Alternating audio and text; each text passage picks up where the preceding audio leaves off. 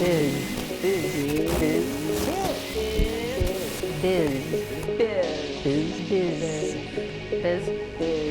remember Jerry Mathers as the adorable Theodore Cleaver in the iconic television show Leave It to Beaver.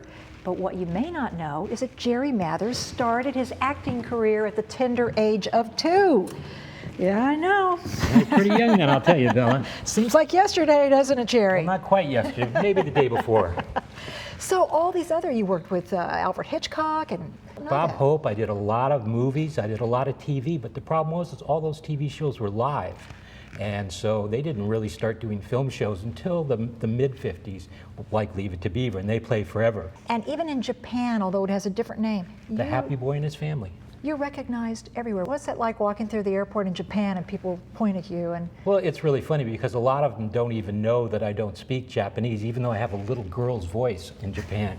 So it's not bad when I'm 6 or 7, but by the time I'm 13, not only am I speaking Japanese, I have a little girl's voice. And you beat out something like 5,000 other kids for the role. Well, that's true, but it was kind of funny how I did that because what happened was we kept going back and back for this interview, and I liked to work, but I hated the interview process, and there were 5,000 kids, so they'd say they were looking for the 2 brothers and then their friends, so they'd get us all together every time we kept going back. And I just joined the Cub Scouts, and so my mom came to me and said, you know, we're going back for that we didn't even know the name of the show then, we're going back for that TV series. And I said, well, Mom, I can't go this afternoon, I have my Cub Scout meeting. And she said, what do you mean? We've been going for like 6 or 8 weeks. And I said, well, I'm gonna miss my meeting. She said, you know what, you'll get out of there really quickly and we'll just go to the meeting because it doesn't start till about an hour after school. Well, I said, okay, that'll work for me.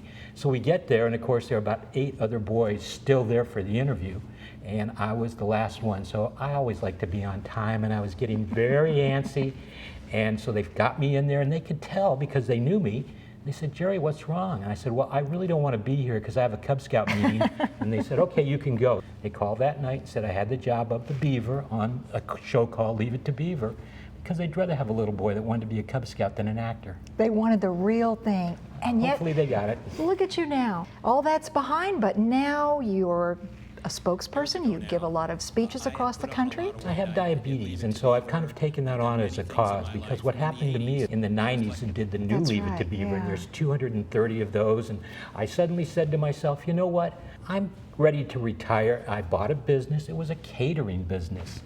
It was called Cleaver's Catering, but when you do catering, you're eating all the time, and I just overate, and I put on about 60 pounds. I have a very good friend that's a doctor, and she kept telling me, you know, you better come in for a physical. I went in, went back about 4 days later, and she said, you have diabetes, and you're in really bad shape.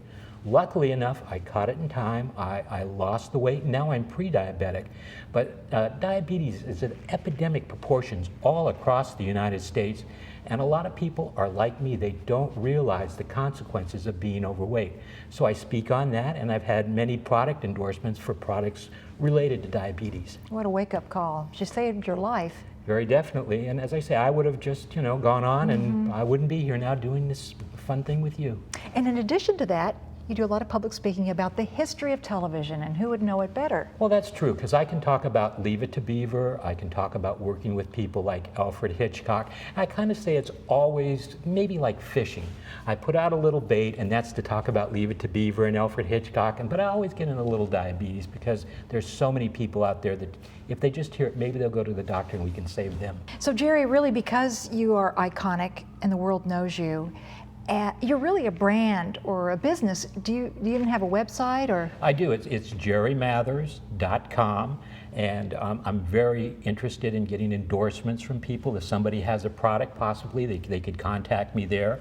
You can also get me on Twitter if you're a fan and you want to ask a question. But there I didn't get Jerry Mathers. There you have to write to the Jerry Mathers. Oh, okay. Also that on Facebook, but the website is jerrymathers.com. And there's a lot of interesting things on it, a lot of interesting facts about the show, things about my life, things I'm doing now.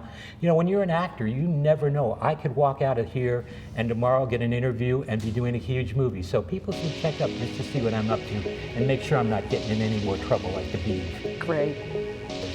What a pleasure. My pleasure. Thank you. Thank you.